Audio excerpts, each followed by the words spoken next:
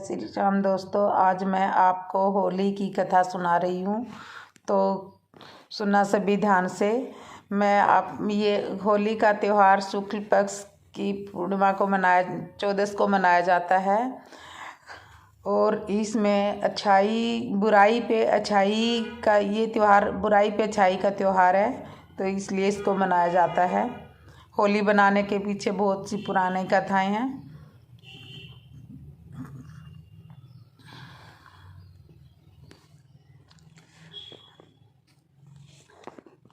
होली क्यों मनाया जाता है, तो सुनिए सभी ध्यान से।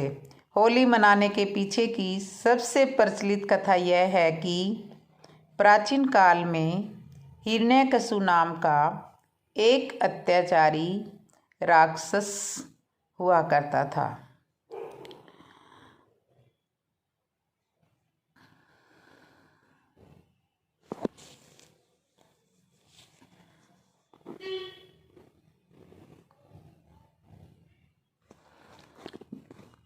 जय श्री श्याम दोस्तों, आज मैं आपको होली की कथा सुना रही हूँ। सुनना सभी ध्यान से। जय श्री श्याम दोस्तों, आज मैं आपको होली की कथा सुना रही हूँ। जय श्री श्याम दोस्तों, आज मैं आपको होली की कथा सुना रही हूँ। सुनना सभी ध्यान से। होली मनाने की सबसे प्रचलित कथा यह है कि प्राचीन काल में हिरण्यकशि नाम का एक अत्याचारी राक्षस रहता था, जिसे ब्रह्मा जी से वरदान प्राप्त था कि संसार का कोई भी व्यक्ति या जानवर उसको नहीं मार सकता। जय श्री श्याम दोस्तों, आज मैं आपको जय श्री श्याम दोस्तों, जय श्री श्याम दोस्तों, आज मैं आपको होली की जय श्री श्याम दोस्तों, आज मैं आपको होली की कथा सुना रही हूँ। सुनना सभी ध्यान से। होली क्यों मनाया जाता है? होली मनाने के पीछे की सबसे प्रचलित कथा कौन सी है?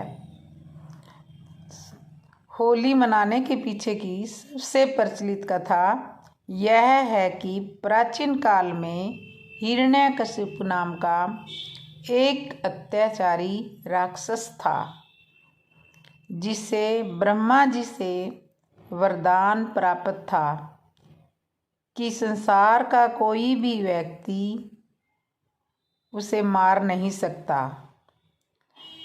जानवर भी नहीं मार सकता, उसे आकाश में भी नहीं मार सकते और ना ही उसे धरती पर मार सकता, जिसके कारण वह अपने आप को भगवान समझने लगा और वह चाहता था कि सारे मनुष्य मुझे ही भगवान के रूप में पूजा करें, मेरे को ही भगवान माने।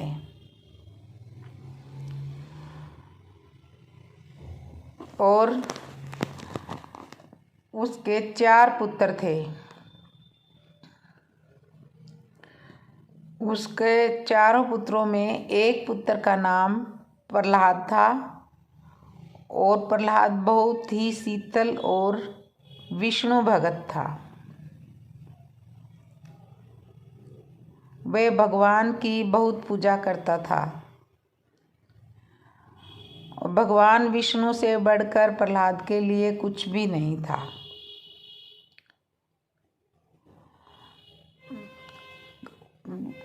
और हिरण्यकशिपु ये चाहता था कि मेरे राज्य में कोई भी दूसरे भगवान को न माने, मुझे ही भगवान माने।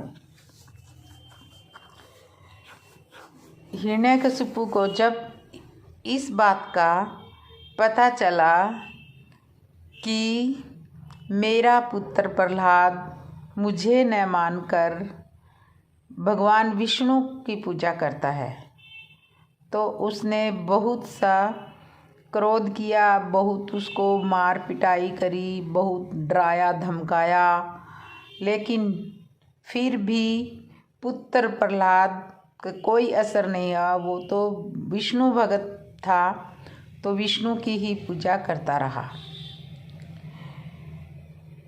डराने धमकाने के बाद भी विष्णु भक्त प्रहलाद ने विष्णु जी की पूजा करना नहीं छोड़ा।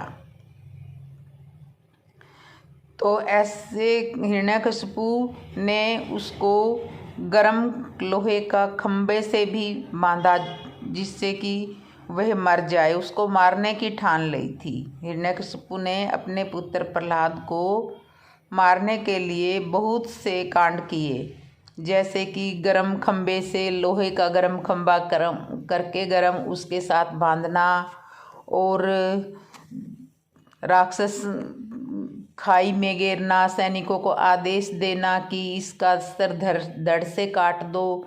तो धड़ से काटने लगा तो उसी टाइम भगवान विष्णु ने फूल बरसाए और नहीं कटा सर। फिर बहुत बड़े हाथी को भी भेजा कि इसको कुचल दिया जाए।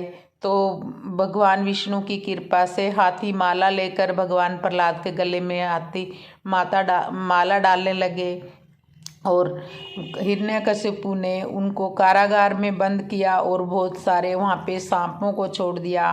तो सारे सांप माला बन के उनकी पूजा करने लग गए। ऐसे बहुत सारे कांड किए हिरण्यकशिपु, जिसके कारण हिरण्यकशिपु उसको बिल्कुल भी नहीं मार सके।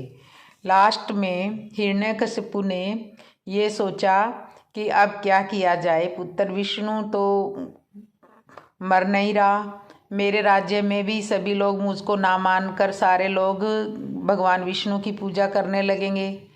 लेकिन प्रहलाद विष्णु तो नहीं माना, पूजा करता ही रहा, जिसके कारण हिरण्यकशिपु ने अपने पुत्र प्रहलाद को मारने का ही पूरा सोच लिया। और लास्ट में उसकी एक बहन थी जिसको वरदान मिला हुआ था कि वो अग्नि में नहीं जल सकती थी। उसने अपनी बहन को बुलावा भेजा और बताया कि बहन ऐसे ऐसे करके तुझको अग्नि में ना जलने का वरदान मिला हुआ है। और उसकी बहन का नाम था होलिका। तो वो अपनी बहन को मनाने के लिए उसने सैनिकों को भेजा। उसकी बहन आई और हिरण्यकशिपु ने बताया कि बहन तुझे आग में ना जलने का वरदान मिला हुआ है, तो इसलिए तुम प्रहलाद को गोद में लेकर अग्नि में बैठ जाओ। तो उसकी बहन होलिका जो है वो मान गई। और हिरण्यकशिपु ने पूरे महल के बीच में जो बहुत बड़ा आंगन था उसमें लकड़ियों का ढेर बनाया और वहाँ पे सैनिकों को आदेश दिया कि यहाँ पे इसमें अग्नि लगानी है। तो होलिका के पास एक चुनरी होती थी, उस चुनरी को ओढ़कर होलिका बैठ जाती है। और उस चुनरी को ओढ़ने के बाद होलिका को आग नहीं लगती थी। लेकिन इस बार ऐसा नहीं हुआ। वो प्रहलाद को गोद में लेकर होलिका उस चुनरी को ओढ़ के बैठ जाती है। तो उसके बाद सैनिक जो है उसमें आग लगा देते हैं होली में। और भगवान विष्णु की कृपा से प्रहलाद विष्णु तो बच जाते हैं और होलिका जलकर भस्म हो जाती है। तो ये बुराई पे अच्छाई की जीत हुई है। होलिका तो जल गई वरदान मिलने के बावजूद भी, लेकिन भगवान विष्णु भक्त प्रहलाद को कुछ नहीं हुआ। तो तब से ये होली का त्यौहार मनाया जाता है और हम सभी हंसी खुशी से इस त्यौहार को मनाते हैं। इसमें नरसिंह राव का भी पाठ आया है जिसमें बताया गया है कि ये ना तो इसको मनुष्य मार सकेगा और ना ही राक्षस। तो नरसिंह राव यानी कि नरसिंह राव जिसमें शेर का मुंह लगा हुआ है वो मारेंगे। तो ये ना अंदर ना बाहर प्रहलाद हिरण्यकशिपु को ये प्रहलाद वो मिला हुआ था वरदान। तो उनको नरसिंह ना अंदर मरे ना बाहर मरे, ऐसे करके वो चौखट के बीच में मरे, ना दिन मरे ना रात मरे, वो शाम के टाइम मरे। तो इस तरह की ये प्रचलित कथा है। तो भगवान विष्णु की कृपा हम सब पे बनी रहे और ऐसे ही हम खुशी खुशी त्यौहार मनाते रहें। होलिका प्रहलाद को लेकर आग में बैठने के बाद होलिका ने प्रहलाद को गोद में लेकर आग में बैठ जाती है। उसके बाद भगवान विष्णु की कृपा इतनी होती है कि प्रहलाद सुरक्षित बच जाते हैं और होलिका जल जाती है। देखो भगवान विष्णु की कृपा कितनी बड़ी कृपा है। तो हम सबको ये त्यौहार बहुत ही खुशियों के साथ मनाना चाहिए। घर में मीठे पकवान बनाना चाहिए और घर में गुजिया बनती है वो बनानी चाहिए। तो दोस्तों जी कैसी लगी मेरी ये कहानी बताना और कमेंट में है जय विष्णु भगवान की जय बोलना।